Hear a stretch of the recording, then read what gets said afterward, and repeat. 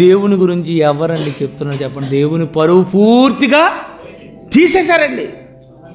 ఆదాము హవ్వలు పిల్లల్ని చాలా జాగ్రత్తగా తీసుకొని వచ్చారు, పిల్లలందరికీ చెప్పారు. కానీ ఇప్పుడు పుట్టినటువంటి ఈ జనరేషన్లో దేవుని గురించి ఎవరు చెప్పడం మానేశారు. అందుకే ఎవరు చెప్పాలి?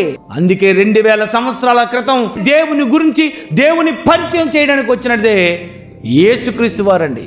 తండ్రి రొమ్ముననున్న అద్వితీయ కుమారుడే ఆయనను బయలుపరిచను. దేవుణ్ణి ఎవరు బయలుపరిచారట? యేసు ఈ లోకానికి వచ్చి ఆయన మీ తండ్రి, ఆయన మన తండ్రి. అందుకే యేసు ప్రభుకి ఏమని పేరు ఉందో తెలుసా? దేవుని కుమారుడు. ప్రపంచ ప్రజల దగ్గర దేవుని కుమారులని మనం ప్రకటించుకోవాలండి.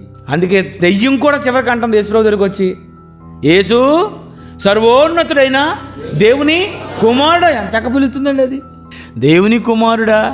మనం ఎవరు అండి? దేవుని కుమారుడు. నువ్వెవరు? దేవుని కుమార్తె. ఇంటి దగ్గర ఏమని రాసుకోవాలి మనం? దేవుని కుమారుడు. ఎవరండి ఇతను? నీ పిల్లకేం చెప్పావు? లోకంలో ఎవరిని మార్చాలో మార్చకూడదో పక్కన పెట్టండి. ముందు మీ కుటుంబాలను దిద్దుకోండి. ముందు మీ పిల్లలకు మీరెవరో చెప్పుకోండి. మీ పిల్లలకు దేవుడు ఎవరో చెప్పండి. మీ పిల్లలు ఎక్కడి నుండి వచ్చారో చెప్పండి. వాళ్ళ పిల్లలకు వాళ్ళ పిల్లలకు వాళ్ళ పిల్లలకు అలా అలా అలా అలా అలా ప్రపంచం అంతటికి మనం చెప్పుకొని వెళ్ళిపోవాలండి.